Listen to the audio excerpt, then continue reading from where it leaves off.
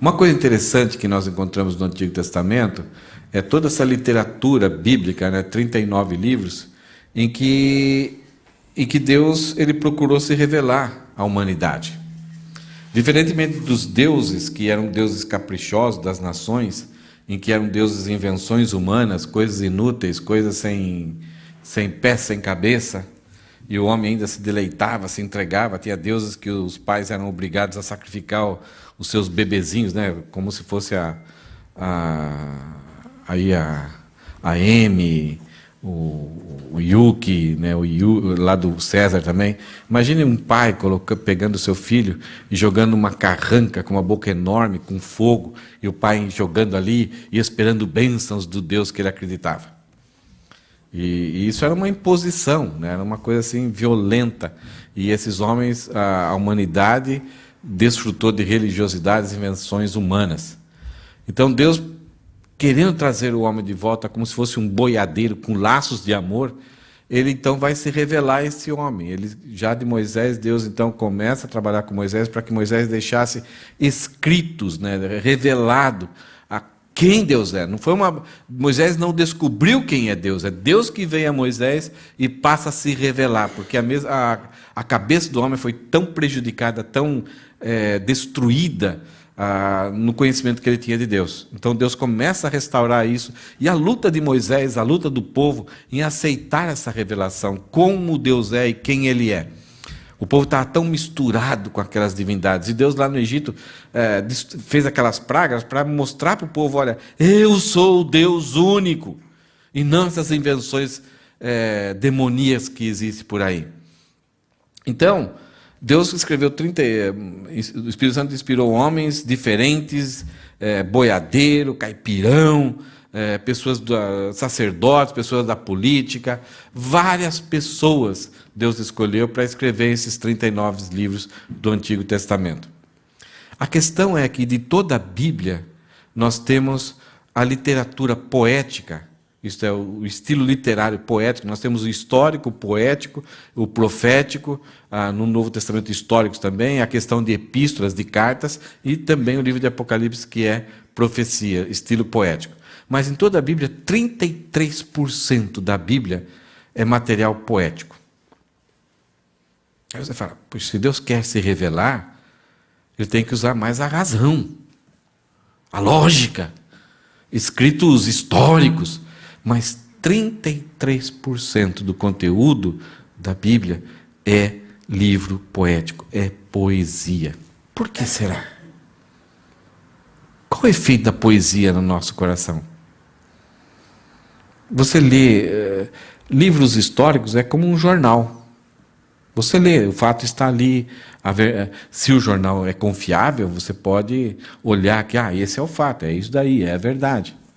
Hoje em dia é difícil, né? Eu estou recebendo notícias sobre o coronavírus aí, e por causa de tanta fake news, por causa da sociedade, e até órgãos de imprensa famosos, você não acaba não confiando. Tanto alarmismo, tanto teoria da conspiração. Você fala: será que é isso? Essas notícias a pessoa está colocando para prejudicar o comércio global, mundial? Então você não tem muita coragem de acreditar cegamente naquilo. Mas há muito tempo atrás, aquilo que a notícia falava era aquilo. O que está escrito no livro histórico é aquilo. Então nós inicialmente pensamos que, como Deus é lógico, Ele quer se apresentar, Ele quer mostrar o seu crachá, Ele quer que a gente conheça Ele, então seria necessário Deus usar só material histórico. Mas Deus não faz isso. Ele usa 33% do material que Ele revelou, a questão da poesia. Por quê? Porque a poesia fala no nosso coração. Ela não trabalha só na mente. Ela desce para o coração. Ela entra através da mente, dos nossos olhos, da nossa compreensão, do nosso entendimento, mas ela não para aí. Ela afeta emocionalmente o nosso ser. E aí fica. E ela gera uma paixão, gera uma vontade de você voltar lá e ler de novo. E você vai se apaixonando. E aquilo se torna um memorial de um relacionamento amoroso que você tem com essa pessoa que você ama. E uma poesia, Você entende ela. Você olha, você faz um estudo gramatical, histórico, você entende ali. Mas mesmo você entendendo, você quer voltar de novo, porque ela vai falar, alguma palavra em determinado momento vai saltar aos seus olhos, vai tocar o seu coração. E você fala, caramba, parece que eu não tinha lido antes. Isso é esses e-mails, né, quando você está enamorado, apaixonado por alguém, você volta à conversa novamente, você vai ver lá, e daí de repente você, puxa, né, é tocado novamente, sente um feeling diferente ali por causa de uma leitura de novo. Então, é incrível isso daqui. E livro poesia tem a ver com a nossa existência, com as nossas crises. Vocês perceberam que hoje nós cantamos várias músicas que nós cantamos muitas vezes antes? Mas vocês viram que teve um impacto diferente hoje? Algumas palavras ali, talvez para alguns, algumas palavras, algumas frases, tocaram mais, para outros tocaram diferente. Porque é poesia, é música. Isso vem de Deus, Ele que criou essas coisas. E é uma ferramenta que mais o inimigo usa para destruir esse relacionamento de amor entre Deus e o homem. E nós começamos hoje, então, o Silvio já falou sobre o Salmo 120. Domingo que vem o Silvio vai estar pregando, porque eu vou estar em Randa, na primeira aula do seminário Martin Busser lá, então eu vou estar pregando sábado, dando aula o sábado todo, e também no domingo de manhã prego na igreja e venho correndo para cá. Então, aí o Silvio já vai dar uma ajudinha para a gente, pregando domingo à noite.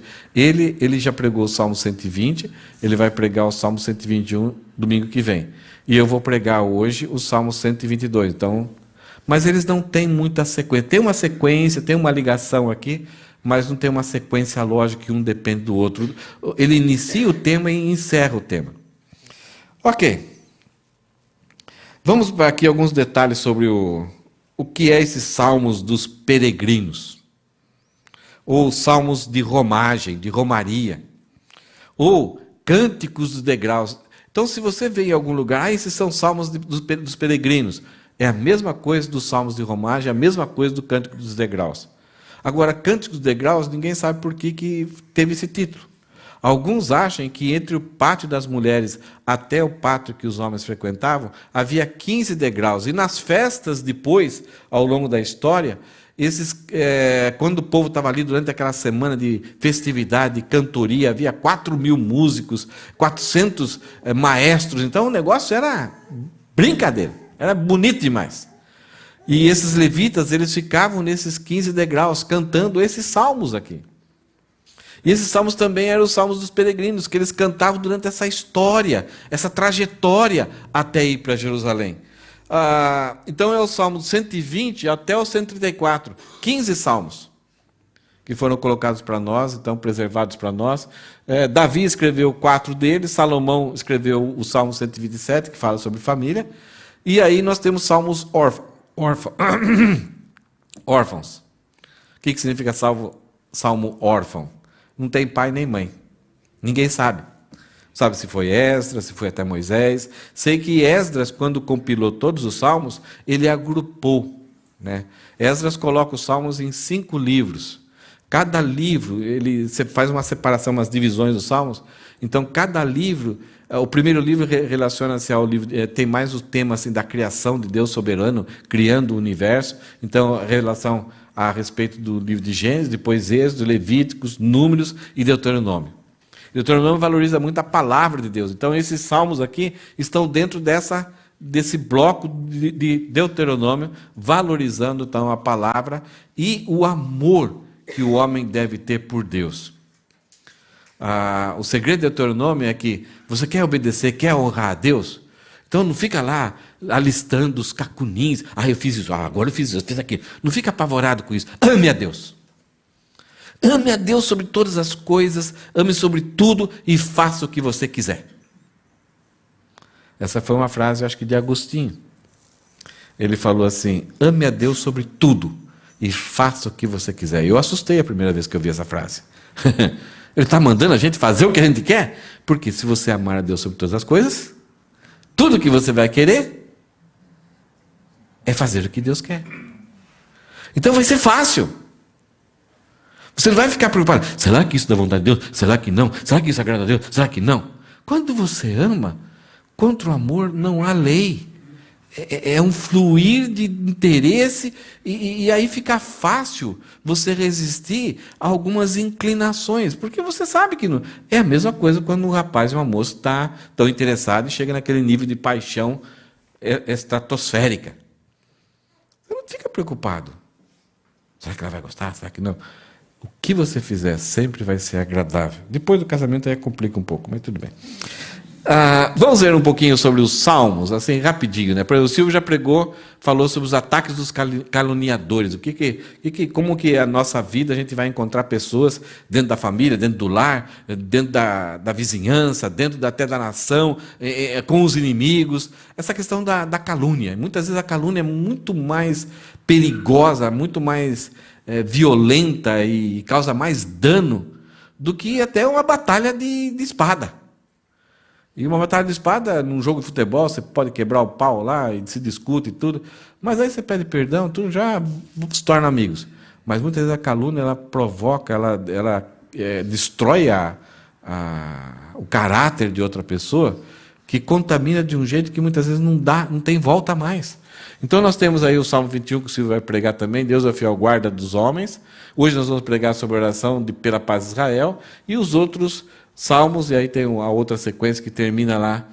Então eu não vou explicar sobre isso, mas talvez eu vou publicar para você falar. Então, todos esses daqui vocês percebem que tem a ver com a nossa vida. Então, oração pela paz, nós precisamos de paz. Desejo diligente por auxílio divino, nós precisamos, principalmente agora.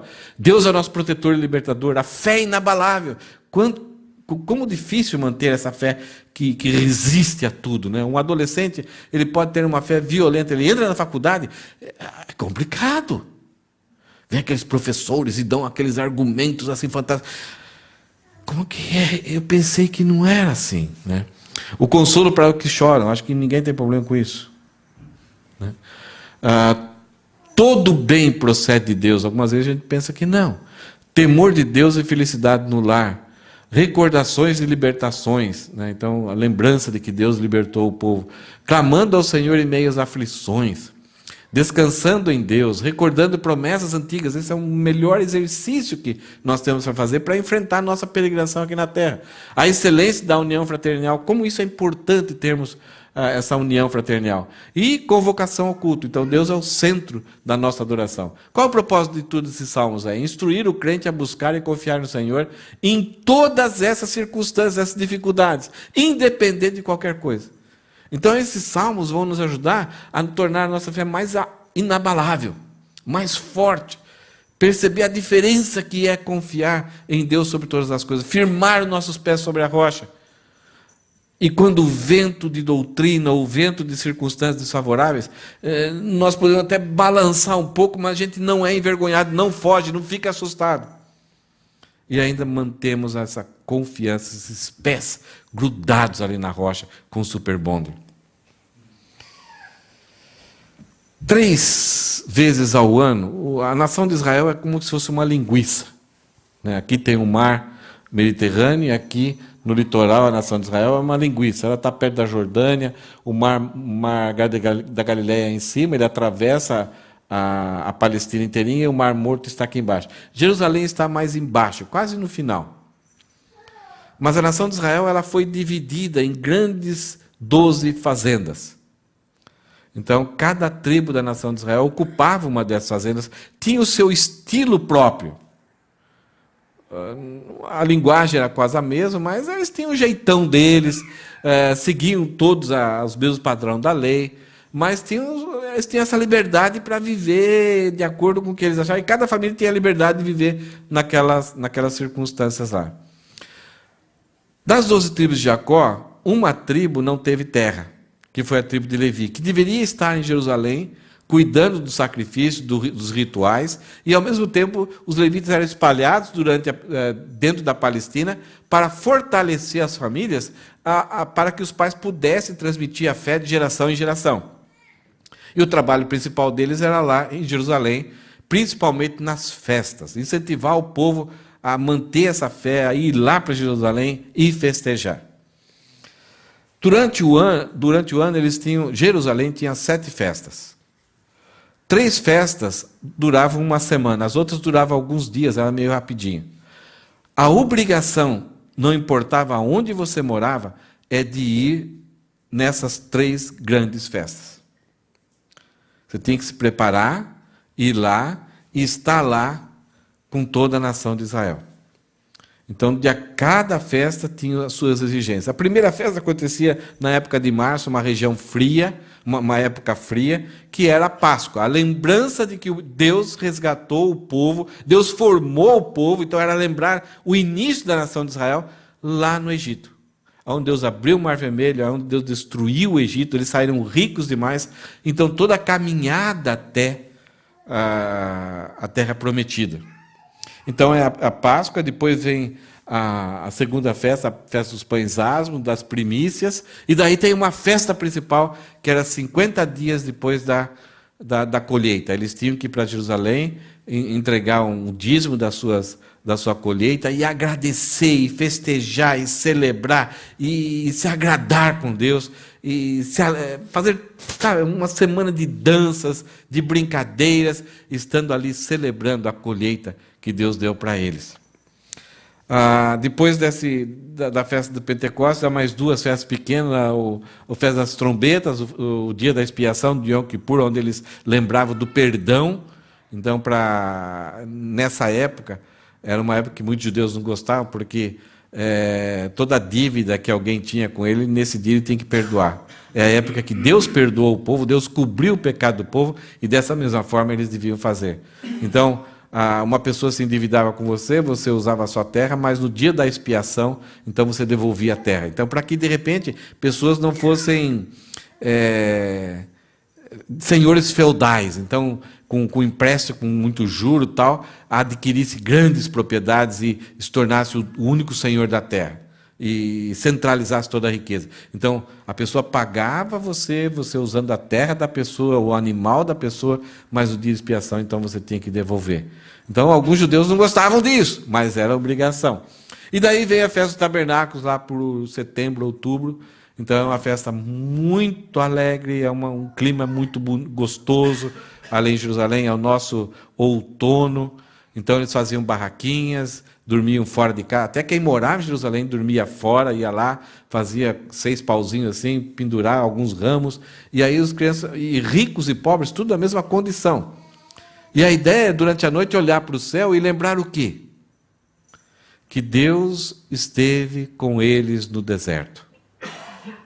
No calor e no frio. Durante o dia, a coluna a fumaça, né, dando uma sombrinha para eles. E à noite, a manifestação de Deus através de uma coluna de fogo, para que eles tomassem chimarrão à noite ali e tal, chá verde, se divertissem, brincassem. E os filhos falavam: papai, por que estamos fazendo isso daqui? Aí eles contavam toda a história do que aconteceu no deserto com o povo de Israel. Uma semana era suficiente para eles transmitirem a fé para a criancinha, no outro ano novamente, e as crianças iam assimilando aquilo que Deus tinha feito por eles, e o coração deles e o amor dessas crianças iam crescendo, pela história ser contada mais de uma vez. Nessas 3 festas, a nação de Israel tinha que ir.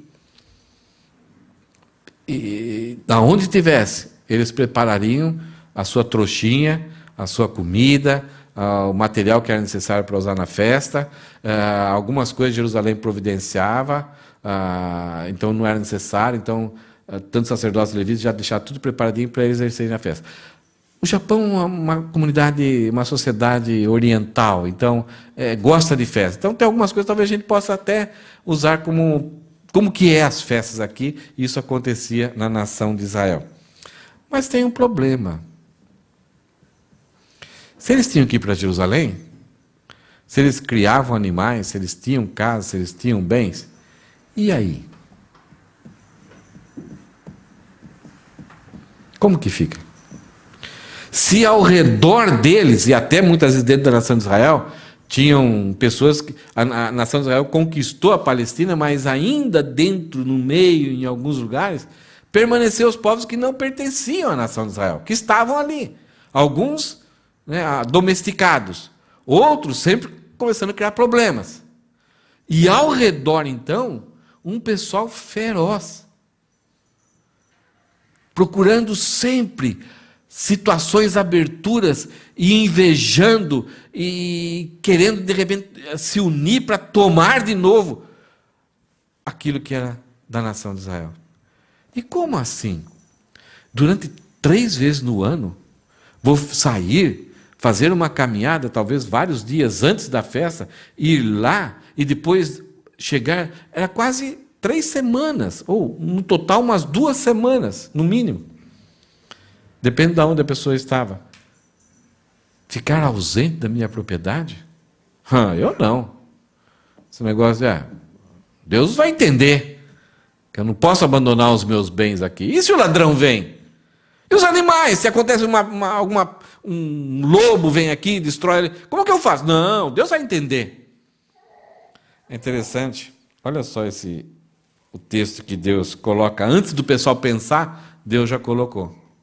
Expulsarei as outras nações diante de você e aumentarei seu território. Lá em Êxodo 34. Para que ninguém cobice sua terra enquanto você comparece diante do Senhor, seu Deus, 3 vezes ao ano. Antes do povo pensar, né, nós somos assim, nós somos rápidos para pensar, já para arrumar uma justificativa, porque talvez a gente não vá. Antes do povo pensar, Deus falou assim, olha, expulsarei as outras nações diante de você e aumentarei seu território para que ninguém cobice sua terra enquanto você comparece diante do Senhor, seu Deus, 3 vezes por ano. O que Deus garante aqui? Chá comigo. Vai lá, eu cuido. Mas eu estou cansado. Vai lá, eu cuido. E a nação de Israel, ao longo do tempo, começou a desfrutar. Aquele que amava e desejava isso, ele desfrutava disso. E alguns pagaram caro por não crer e não obedecer esse convite de Deus. O Salmo 122, ele fala o seguinte: o encontramento. Aí você fala, mas essa palavra não existe. Existe. Eu usei essa palavra, daí falei, será que existe? E existe. Fui lá e descobri. É o encontro, é a união, é o ajuntamento. Mas eu gostei dessa palavra exagerada. O encontramento diante de Deus revela oportunidades únicas que produzem alegria indizível. Mas não dá tempo, estou muito ocupado. Deus fala assim, deixa comigo. Vem. E você vai ter oportunidades que vai produzir uma alegria que você não encontra em outro lugar. Versículo 1. Já de início, Davi ele fala assim, alegrei-me quando me disseram, vamos à casa do Senhor.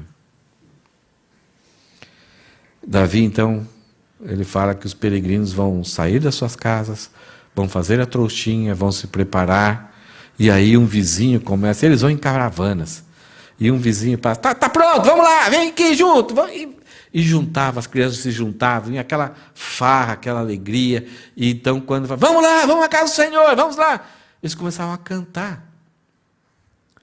E aí o salmista fala assim, alegrei-me, surgiu em mim uma alegria, um júbilo, por causa do fato de que agora estou indo à casa do Senhor. E no segundo versículo fala que, porque está muito seguido, parece que essa alegria não foi somente na hora do convite, na hora da saída. Essa alegria foi durante toda a viagem, e que chegou ao ponto que o salmista chega a dizer, ei Jerusalém, eu estou aqui. Agora estamos aqui, junto às tuas portas. Ó Jerusalém! Então ele não via de chegar e botar os pés ali na entradinha de Jerusalém. Foi uma alegria que ele não via a hora desse sonho se concretizar. E é interessante que Jerusalém é uma cidade. Davi que transformou ela na capital política, na capital religiosa, mas era uma cidade dos Jebus. É uma cidade onde Deus determinou que seria esse o lugar de adoração. É pedra, é muro, é chão. Lugar alto, cheio de montanhas ao redor. Mas Davi chama Jerusalém de quê? Como que ele chama Jerusalém? Para o salmista, Jerusalém é o quê? É como se fosse uma pessoa. É tão importante, a compreensão dele é tão fantástica, que ele chega ali, ó Jerusalém! Você não chega, ó Osaca! Osaca vai responder para você? Mas a importância dessa cidade na mente do salmista, que era o lugar aonde se fazia o encontramento do povo na presença de Deus. Então, para o salmista, essa alegria de sair e se encontrar com essa pessoa amada era uma entidade. É como se Jerusalém fosse não somente pedras, mas por causa dos benefícios, das oportunidades que tem aquele lugar, ela se tornou como se fosse uma pessoa amada. Como eu amo Jerusalém! Então, várias vezes nós temos na Bíblia Jerusalém sendo chamada, e ela vai estar na eternidade, nós vamos ver versículos. Mas todas as vezes que estão falando, não é simplesmente o local, não é o lugar de pedra ali, mas é o que acontece ali. A representatividade daquele lugar. É a manifestação de Deus, é um lugar de reunião do povo de Deus, tão diversificado, para desfrutar da presença de Deus. Então o salmista entende isso. E ele se relaciona com Jerusalém como se fosse uma pessoa amada. Então nós vemos, em primeiro lugar, essa oportunidade que traz alegria indizível para nós, é que quando eu entendo isso, e reservei aquele momento, aquele tempo, e eu saio para me encontrar, há uma alegria em mim, e quando eu chego, uma alegria maior ainda, e eu trato aquilo ali como se fosse uma realidade pessoal.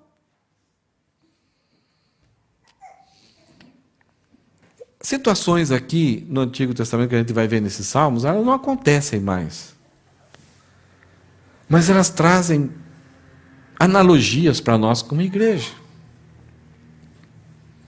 Nós somos o povo de Deus espalhado. Então, aqui não é Jerusalém, mas ela é a Jerusalém quando nós nos reunimos como pessoas, nos juntamos para adorar, para celebrar a Deus. Então, na prática, quando a gente entende isso, mesmo estando cansado, machucado, doente, mas eu vou fazer de tudo, vou me arrastando. E se eu entendo esse valor de estar com o povo, o encontramento, e que estar com o povo de Deus, com os meus irmãos, aqueles que pertencem a Deus, traz oportunidades para mim, eu vou sair, eu vou ter que ir, né? Senão o pastor vai dar bronca em mim, eu tenho que ir, né? Senão o pessoal vai me ligar amanhã. Não, eu saio com alegria. E quando eu chego, essa alegria aumenta mais ainda, porque eu encontro aqueles que são do povo de Deus. Desculpa aqui, deixa eu tirar o som aqui. Versículo 3. Davi fala: Jerusalém é cidade bem construída, com muros firmes e compactos. O que Davi está falando aqui? Esse lugar, ele está falando da estrutura da cidade. Mas também ele está falando dessa situação, como que é o povo de Deus. A Jerusalém de Deus.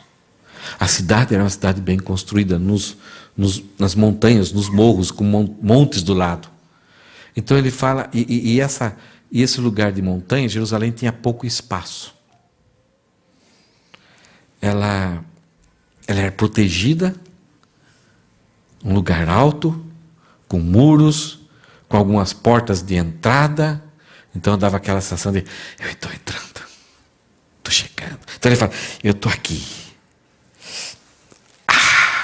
Ele curtia. Não existia nada de místico nisso.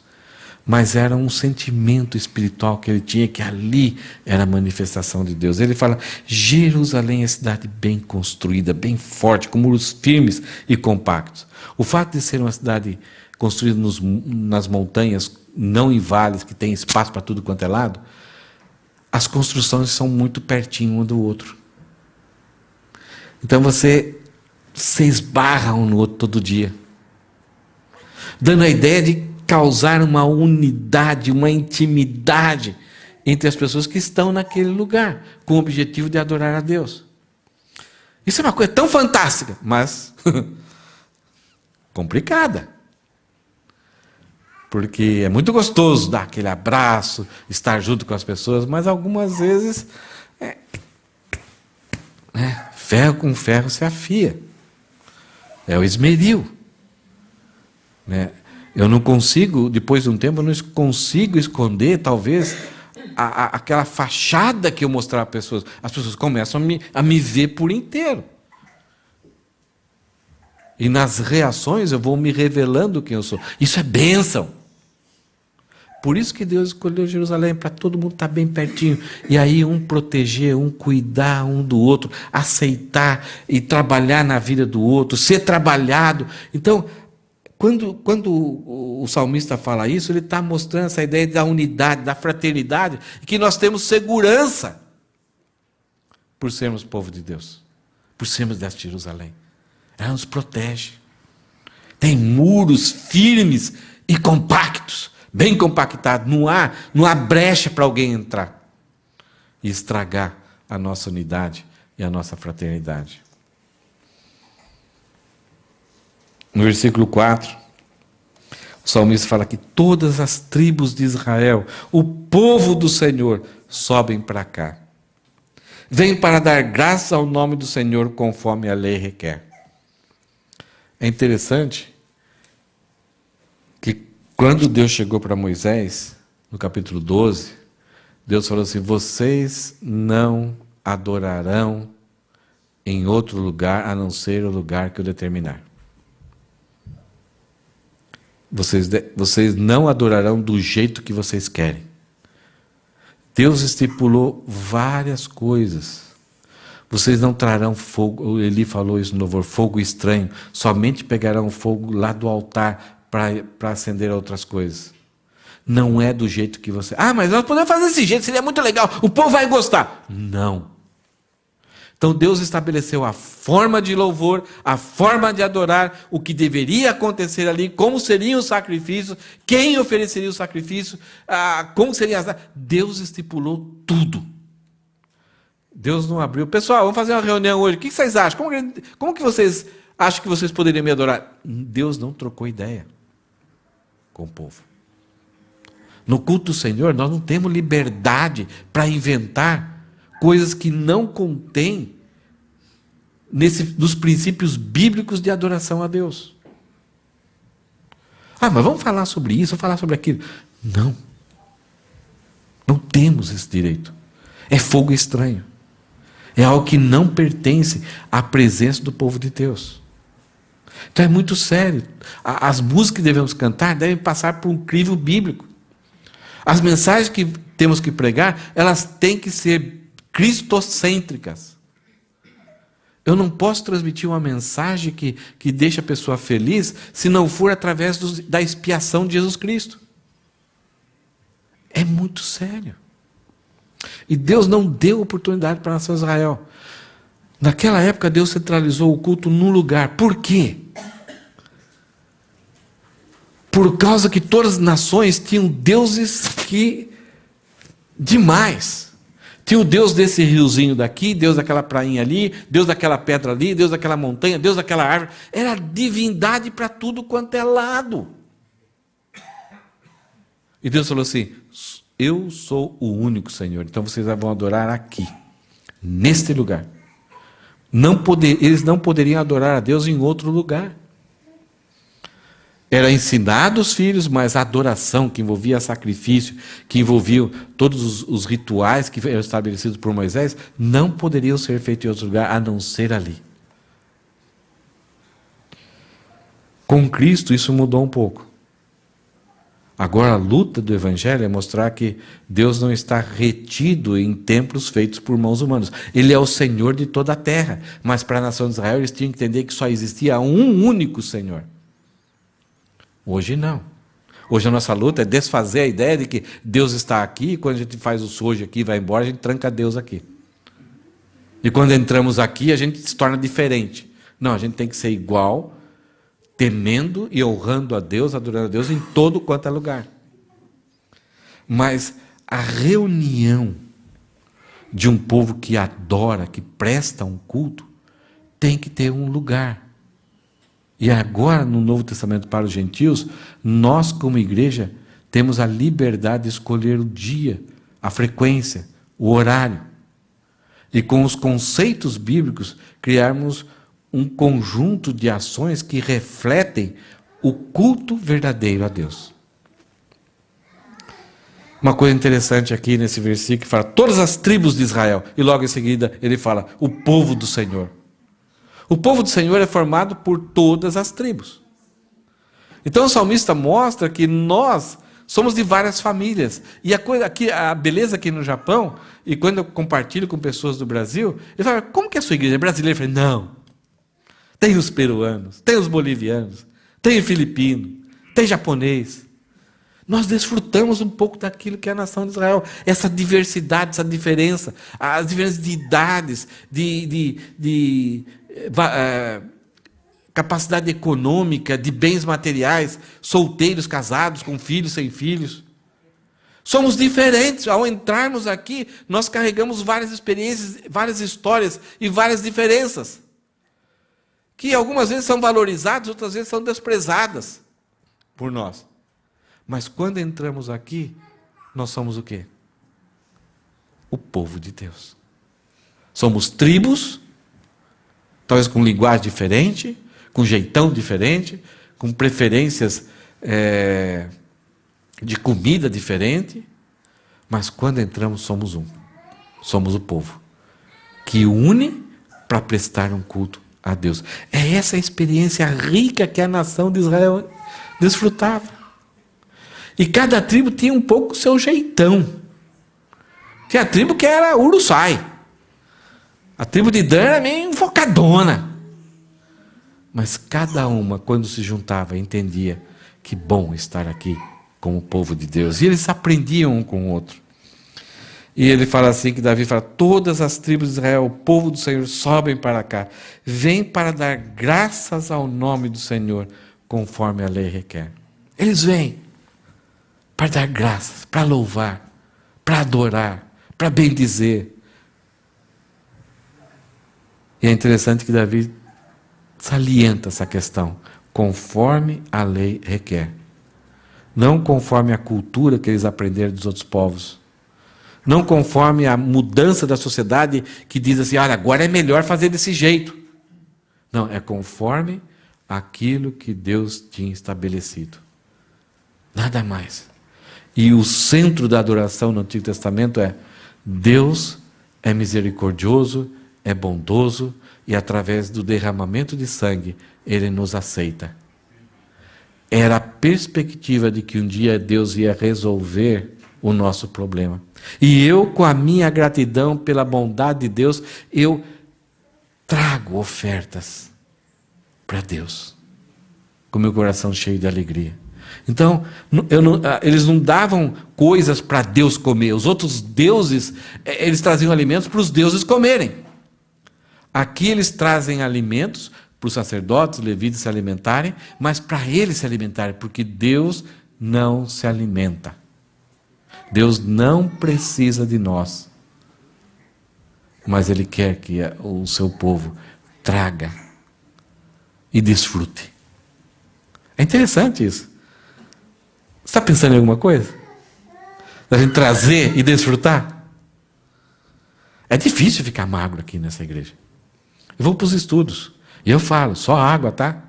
Mas tem jeito. Vou para a casa da Graziella, aquela comidinha mineira dela é complicada. Os coffee times. Tem hora que a gente dá uma diminuída assim, acho que tu não vamos dar uma diminuída porque a gente está exagerando. mas a gente traz. E é tão gostoso você ver pessoas com dificuldades financeiras aí que fazem aquele bolo, aquele pudim, e chega aqui e fala, pastor, ó, eu que fiz. Falei, por quê? Qual é o problema? Mas eu sei. Porque essa alegria de trazer coisas, não para o nosso Deus comer. E vocês acham que Deus não tem prazer em ver essa doação e esse prazer de a gente desfrutar dessa comida? A palavra koinonia, a palavra ceia, que foi instituída por Cristo, não era somente aquele momento aqui que a gente tem o pão e vinho, mas era essa festa ágape, a festa do amor. O próprio Jesus desfrutou disso todas as vezes, todos os dias e oportunidades que ele teve. Pessoas gostavam de fazer banquetes para Jesus. As irmãs de Lázaro fizeram um banquete para ele. Zaqueu, Mateus. E Mateus fez um banquete e levou um monte de gente da pior espécie possível para estar lá com Jesus, para ouvir Jesus. Então, esse é o nosso Deus que gosta e valoriza. Ele fala assim, mas tudo tem que ser conforme aquilo que Deus estabeleceu, os princípios dele. Então, nós desfrutamos, quando o povo de Deus se une, de ser um culto inspirador. Esse momento que é tão gostoso de louvor, né, que a gente teve aqui, nosso coração se deleitou, foi encorajado, nosso coração foi confortado, nós refletimos nas promessas de Deus, quem Ele é para nós. Mas, ao mesmo tempo, a gente fica tranquilo, porque a gente não fez um louvor para o Elisandro, um louvor para a Jane, um louvor para a Ana, um louvor por quem, um louvor para as pessoas que cantam. Nós fizemos um louvor de acordo com o que Deus pede, um louvor para Deus. Quando eu falo, não gostei do culto, mas por que você tem que gostar do culto? Talvez a gente pode melhorar. Talvez alguns erros que acontecem, talvez aprimorar algumas coisas, fazer com mais eficiência. Mas nós nunca podemos, em nome da eficiência, alterar os princípios reguladores do culto. Por isso que uma coisa que eu gostei muito daqui, um dia, num dos cultos, não sei porquê, e se a gente não tiver instrumento? A gente canta sem instrumento. Porque o princípio do culto vai continuar. Isso é gostoso. Tem igrejas que se abalam tanto, porque de repente um irmão que era exímio guitarrista, pianista, tal, e de repente não pôde frequentar. E agora, o que vai ser de nós? Não entender o princípio do culto. Então, Davi fala que estar com o povo de Deus é desfrutar de um culto inspirador, que nos inspira, que encoraja, mas também deve ser um culto aceitável por Deus. É Deus que vai aceitar. E não cairmos na tentação. Vamos fazer um culto assim que as pessoas aí vão vir para cá, as pessoas vão gostar mais, vai ser mais legal, muita gente vai vir. Nós não fazemos culto para as pessoas. Nós fazemos culto para Deus. Pula aí o slide branco, tá? Uma outra oportunidade indizível aqui, que produz essa alegria indizível, é que ali em Jerusalém, Davi fala que é a fonte de justiça divina. Ao pisar ali, ao chegar ali, ele contempla que ali Deus estabeleceu um lugar que tinha uma fonte de justiça divina. O que é isso? Que Deus ali estabeleceu o trono do rei. Deus fez uma aliança com Davi e estabeleceu em Israel um lugar de julgamento. O rei de Israel não era... Quando a gente pensa em rei, Estado de Israel, não é o que nós contemplamos nos países hoje com essa questão de estados inchados, que massacram os seus povos, que tiram o tutano dos povos. Os povos trabalham, se matam para bancar um grupo de pessoas que prejudicam os povos com seus impostos. O povo deveria pagar os seus impostos, as suas contribuições para o rei, mas o Estado era enxuto.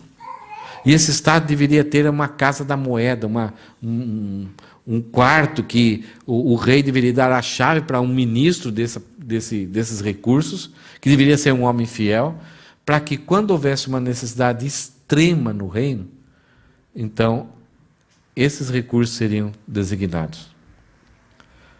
Salomão quebrou essas regras, porque ele começou a casar, chegou a 1000 mulheres, então veio as sogras, veio os vizinhos, veio as pedicures, veio as massagistas, tinha que comprar perfume tanto quanto é lado, porque ele achava que tinha que fazer aliança com os outros reis, casando com as filhas dos outros reis.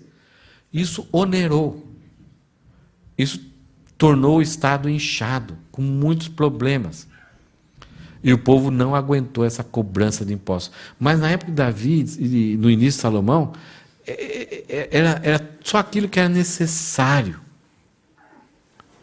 E o rei deveria estudar e escrever a lei do Senhor com a sua própria mão, saber exatamente como que era a lei, e ele, juntamente com os sacerdotes, ajudariam o povo a viver em harmonia. Quando tivesse algum problema, alguma questão jurídica, as causas eram levadas para o rei, e o rei, então, de acordo com as Escrituras, que era a Constituição, ele ia pronunciar a sentença, tentando resolver o mais harmonioso possível. Se lembra de Salomão? Chegou uma mulher, tinha deitado sobre sua filha, a nenezinha, e a nenê morreu. Levou o caso. E aí, uma outra mulher tinha uma nenezinha, essa outra mulher que perdeu o filho, falou, não, esse nenê que morreu é seu, a minha nenê é o que está com você. Então começou a briga, puxando a nenezinha para cada lado. Como resolver isso? Não tinha DNA, e nenê é pequeno, judeu, mesma cara, né? Como se fosse japonesinho, né? Se olha o bebezinho japonesinho, se trocou ali para achar quem é difícil. Mesma coisa. Como fazer isso? Levou para Salomão. E aí? Que saia justa que Salomão ficou? Como resolver? Ele era o responsável pela decisão. E se ele tomasse uma decisão errada? Então, com a sabedoria que ele pediu para Deus, naquele momento ele teve uma ideia. Ele pegou, me dá a criança, me dá a espada. Vou cortar no meio, metade para qualquer uma das duas. O que aconteceu? A mulher verdadeira, não mata não. Não precisa cortar não. Dá para ela. Salomão, essa criança é sua. Então, não estava escrito isso na Bíblia. Mas Salomão aprendeu que esses laços maternos e afetivos, eles sempre vão valorizar a vida. E não simplesmente o desejo de ter posse. Aquela mulher estava abrindo mão de ter posse da filha, desde que a filha vivesse, mesmo que fosse com a inimiga. Então Salomão usou os princípios que ele encravou na sua cabeça sobre a palavra de Deus, e ali ele conseguiu esse teste de DNA de Salomão. Então Davi fala assim, aqui nesse lugar em Jerusalém está o palácio.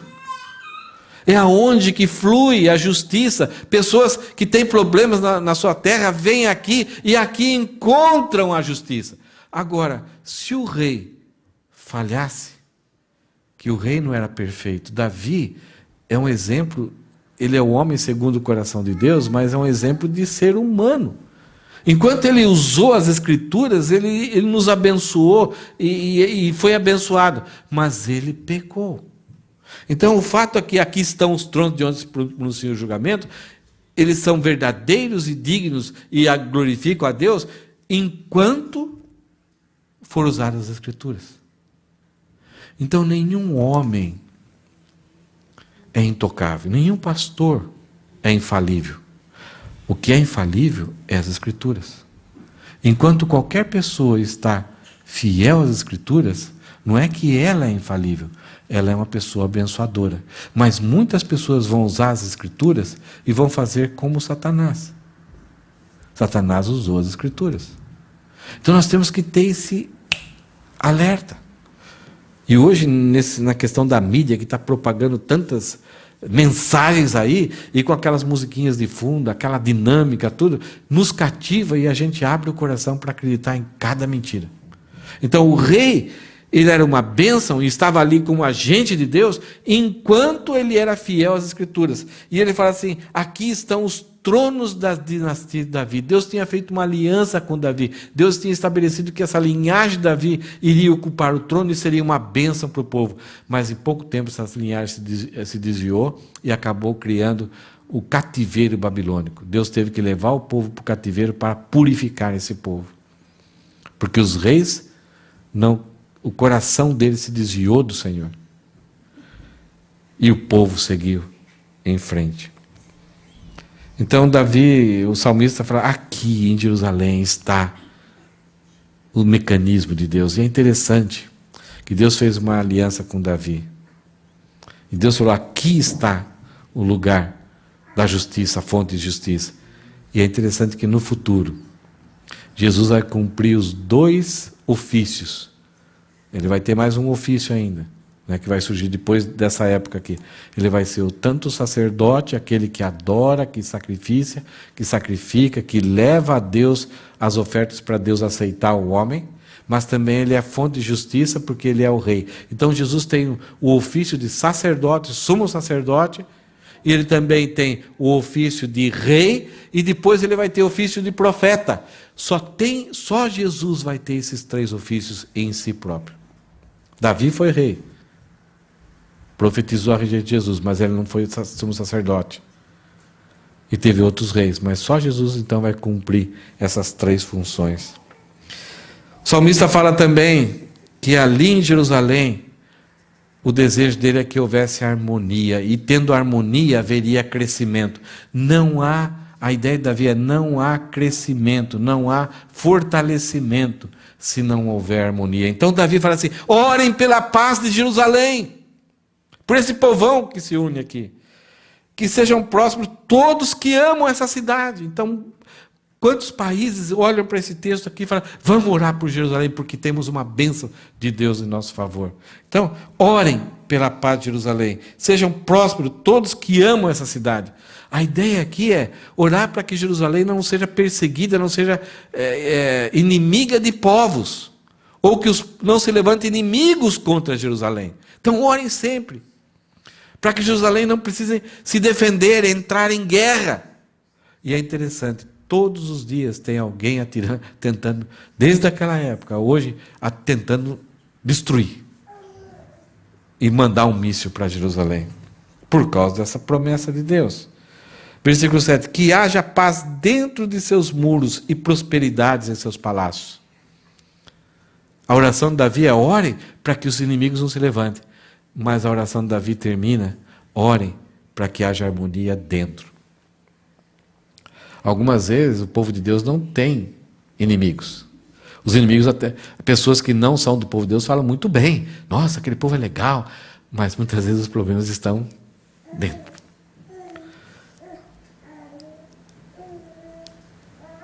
O convite de Davi, ore. Ore para que dentro do povo de Deus não haja mal-entendidos, não haja inimizades, que as histórias antigas não possam ter efeitos no caminhar diário agora. Que as histórias antigas sejam uma forma de reconhecer a graça e a misericórdia de Deus e fortaleça esses vínculos da paz. Você lembra lá em Efésios? A oração de Paulo? Há um só Espírito, uma só fé, um só batismo. Quer dizer, nós temos vínculos da paz, que é o Espírito Santo, que tenta nos unir para ser o povo de Deus. Então, algumas vezes, nós podemos desfrutar por longo tempo e ficarmos tranquilos, porque não existe nenhum inimigo, nenhuma barreira, nenhuma dificuldade contra nós. Mas nós vamos, quando nos reunirmos, vamos sempre ter que superar algum problema para manter a harmonia. E isso exige oração. Levar a Deus a dificuldade. Então ele fala que haja paz dentro de seus muros, e por causa dessa paz, prosperidade em seus palácios, que os palácios possam ter tranquilidade. Já pensou? O Davi todo dia trabalhar, gambateando lá das 3 da manhã até meia-noite, só resolvendo o problema. O cara fica maluco. Agora, se há harmonia, se há uma disposição, um desejo do povo em viver a harmonia, como que será o palácio? Davi fala, ai, coisa chata, faz 3 meses que não aparece nenhum problema para mim resolver. O que Davi vai fazer? vai começar a circular. E você vai ter a presença do rei do seu lado, alegre, satisfeito, descansado, fazendo festas com você. Então, orar pela paz de Jerusalém para que ela não tenha inimigo é uma coisa muito importante, mas orar para que o povo de Deus tenha paz interna é muito importante. Versículo 8 e 9, finalzinho. Davi fala que uma das oportunidades que a gente tem com o povo de Deus, quando a gente se reúne diante de Deus, é essa oportunidade de se dedicar de forma que vamos abençoar. Até aqui só recebemos. Mas agora, Davi fala assim, quando o povo de Deus se junta, nós temos uma oportunidade fantástica de abençoar outras pessoas. Ele fala assim, em favor de minha família e amigos, direi que você tenha paz, ó Jerusalém. Ele ora para que a família dele, nesse encontramento, desfrute da paz. E é interessante, vários desses povos, dessas tribos, eles causavam um impacto tão grande aonde moravam, que quando eles falavam assim, alegrei-me quando me disseram, vamos à casa do Senhor, os vizinhos, eu posso ir também? Porque você fica alegre quando você está começando a ir, e você volta tão bom, volta renovado, volta mais forte, mais disposto, apesar de uma viagem difícil, mas você segue em frente, e chega até lá, você leva coisas para ofertar, e você vem com mais conhecimento, uma visão diferente da vida, você se torna mais capacitado, e eu posso ir para lá também? Então você começa com o povo de Deus se torna um imã para atrair pessoas, porque eles começam a ver, poxa, você saiu, não se preocupou em deixar os seus bens aqui, porque você falou que Deus prometeu que vai cuidar, você foi e voltou, e os bens estão cuidados. Eu posso estar junto com vocês? E muitos, nos momentos áureos da nação de Israel, muitos amigos estrangeiros que se tornaram prosélitos, eles foram. E mesmo chegando em Jerusalém, eles não podiam desfrutar de tudo, tinha lugares que os gentios não podiam pisar, mas mesmo assim eles ficavam admirando os judeus. Esse Deus é fantástico.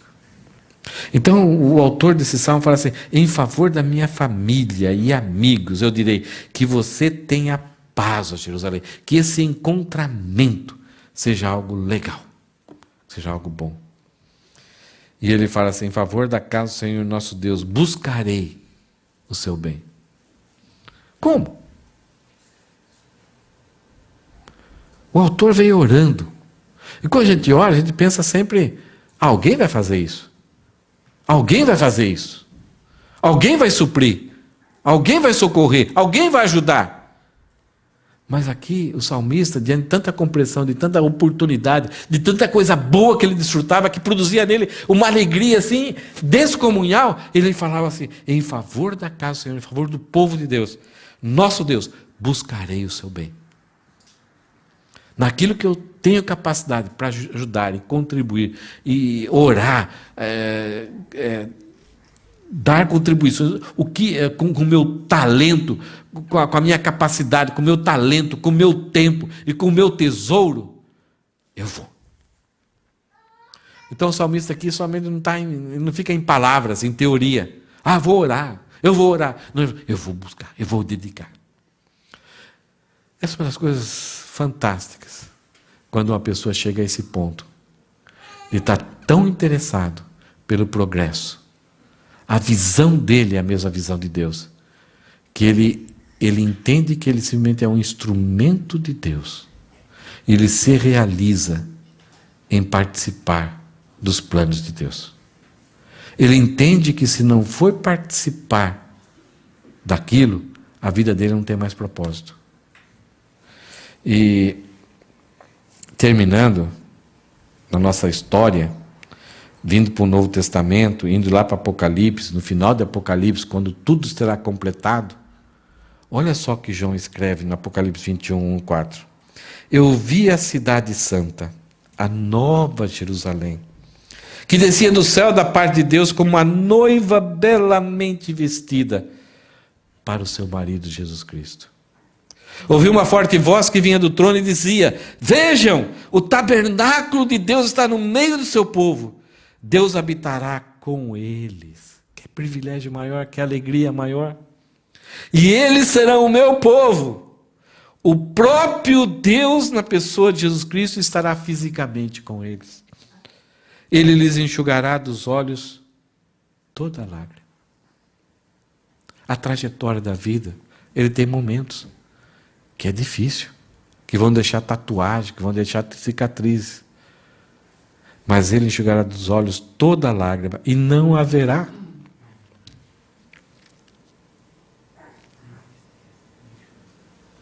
mais morte, nem tristeza, nem choro, nem dor.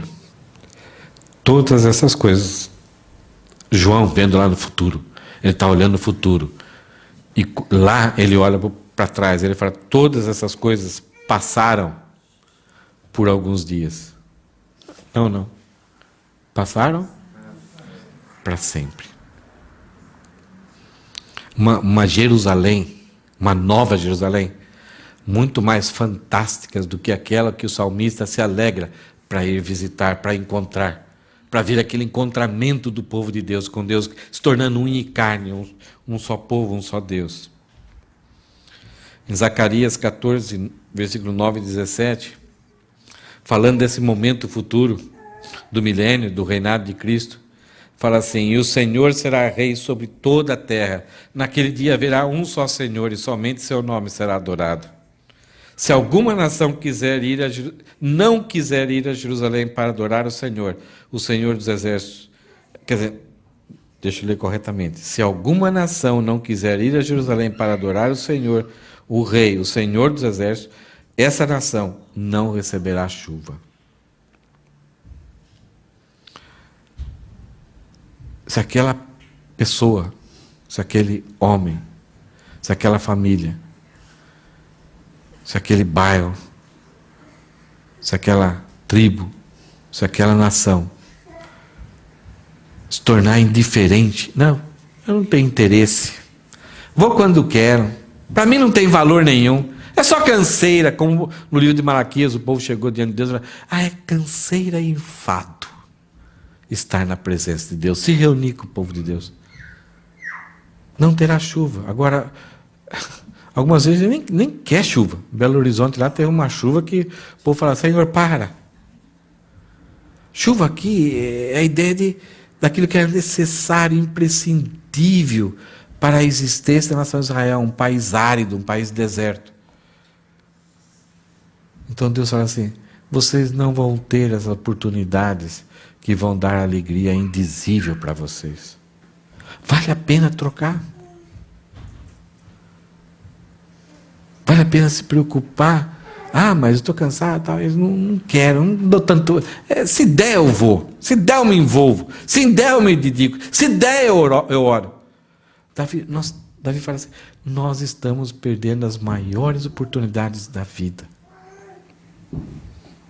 Que nós vimos hoje que o encontramento diante de Deus revela oportunidades únicas que produzem alegria indizível, alegria incomparável. No encontramento do povo de Deus temos oportunidades únicas. Nós temos júbilo na hora que a gente sai até a chegada, nós nos alegramos em toda a nossa jornada de vida. Nós desfrutamos de unidade, fraternidade e segurança.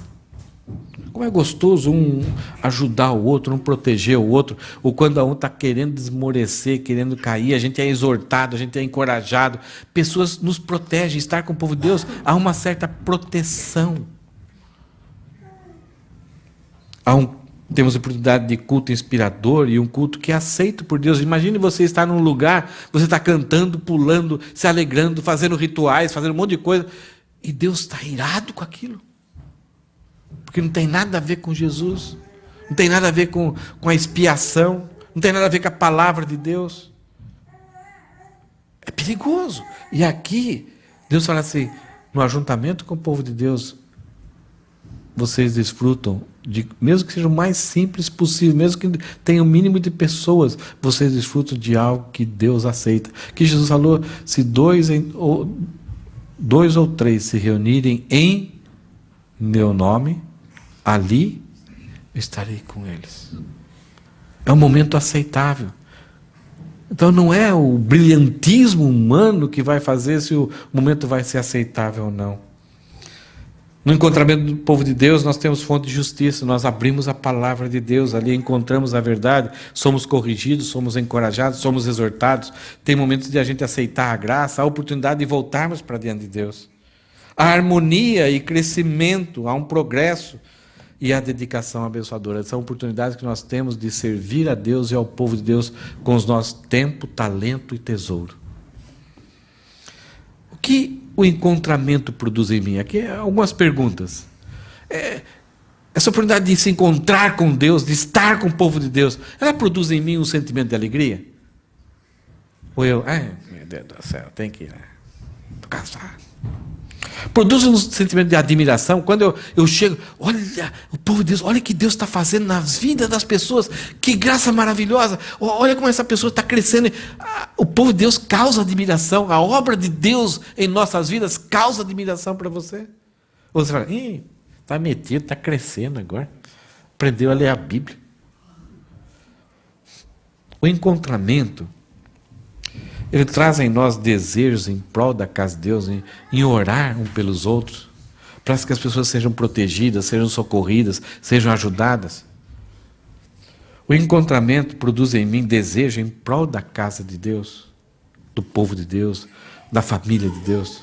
São perguntas que eu faço para mim. Eu queria terminar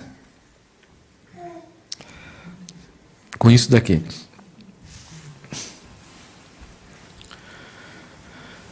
Esse capítulo do Salmo 51, ele expressa o desespero do salmista. Davi que escreveu esse salmo. Ele tinha cometido o pecado com Betseba. Ele estava há 9 meses, mais ou menos, assim, com fuinha, com ranzinza. Os soldados nem passavam perto dele de medo. Aquela alegria que tinha o palácio tinha acabado. E aí chegou um baixinho diante de Davi. Contou uma história de um homem rico que tinha pegado uma ovelha de um homem pobre, tinha sacrificado essa ovelhinha e feito um banquete para os amigos dele. E perguntou para Davi, já que ele é o que resolve as causas, falou, Davi, o que faz aí? Que ele pague 4 vezes mais. O que Natan fez para Davi? Tu és esse homem. Você foi e pegou a mulher de Urias e ainda mandou ele para frente do exército para morrer. Pum! Caiu. Davi saiu desesperado. Não sei em que lugar que ele foi sozinho. Se derramou diante de Deus no seu desespero. E ele pede algumas coisas para Deus. E tem um texto lá que é perigoso a gente entender errado. Ele vai falar assim, as traduções falam assim, não retires de mim o teu Espírito. Ali, o Espírito Santo não é com referência ao Espírito Santo, mas é referência à unção teocrática que ele tinha. Ele falou, Deus, não tire essa função que eu exerço, esse chamado que eu tenho de ser rei em Israel. Mas Davi, ele desesperadamente, ele vai pedir sobre coisas de perder o privilégio de ter esse encontramento. Perdendo esse privilégio, ele não desfrutava de estar junto com o povo e o próprio Deus. Esse encontramento tão místico que é essas festas, onde Deus se manifestava e se revelava e o povo podia desfrutar dessas oportunidades maravilhosas. Eu vou pedir uma coisa para você agora. Se você tem Bíblia, abra no Salmo 51. Se você não tem Bíblia aqui e tiver um celular, abra no Salmo 51. Davi, desesperadamente, está preocupado com que o pecado dele fosse tão severamente tratado por Deus que ele perderia o privilégio de desfrutar dessas oportunidades que traziam alegria para ele. ele clama para Deus.